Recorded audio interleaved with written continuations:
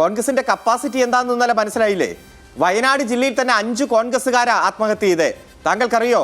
തൻ്റെ മനോവൈകല്യമുള്ള മകന് വിഷം കൊടുത്ത് ജീവിതം മുഴുവൻ കോൺഗ്രസ് പ്രസ്ഥാനത്തിന് വേണ്ടി മാറ്റിവെച്ച ആ ട്രഷറർ ആത്മഹത്യ ചെയ്തു, കുറിപ്പ് എഴുതി വെച്ച്.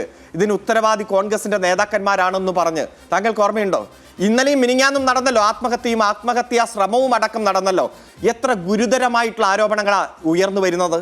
ഞങ്ങൾ വീട് വീടാന്തരം കയറി ഇറങ്ങി പാവപ്പെട്ടവരുടെ പൊതിച്ചോറ് ശേഖരിച്ച് ഈ മെഡിക്കൽ കോളേജിൽ കിടക്കുന്ന കിടപ്പ് രോഗികൾക്ക് കൊടുത്തപ്പോൾ അതിന് പിന്നിൽ അനാശാസ്യമാണ് എന്ന് പറഞ്ഞ് ഏറ്റവും ഉറക്ക പ്രസംഗിച്ച പ്രസംഗമൊക്കെ പൊതുസമൂഹത്തിലുണ്ട്.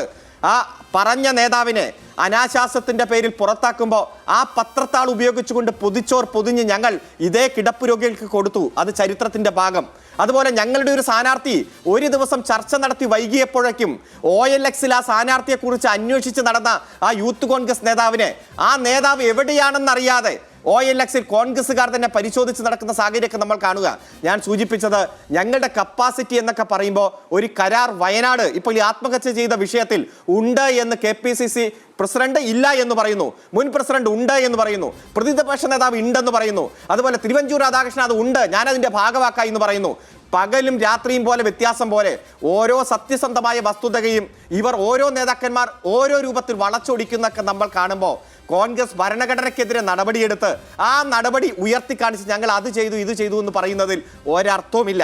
പിന്നെ ഇപ്പം നിങ്ങൾ പറയുന്നത് നിയമസഭയിൽ നടക്കുന്ന ചർച്ച ഞങ്ങൾക്ക് ഇദ്ദേഹം വരുന്നതോ വരാത്തതോ ഒന്നും ഒരു കൺസേൺ അല്ല. ഞങ്ങളെ സംബന്ധിച്ചിടത്തോളം 7 മാസം കൂടി ഈ ഭരണം മുന്നിലുണ്ട്.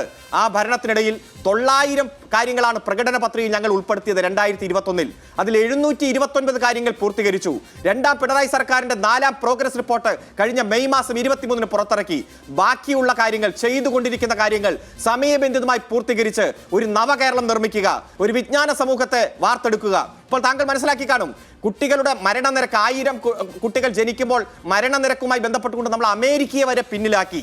നമുക്ക് വികസിത രാജ്യങ്ങളുടെ അപ്പുറത്തുള്ള വിദ്യാഭ്യാസം, തൊഴിൽ, എല്ലാവിധ നേട്ടങ്ങളും ആർജിച്ചെടുക്കാൻ പാകത്തിന് ഈ സംസ്ഥാനത്തെ പാകപ്പെടുത്തുക എന്നതാണ് ഞങ്ങളുടെ കടമ.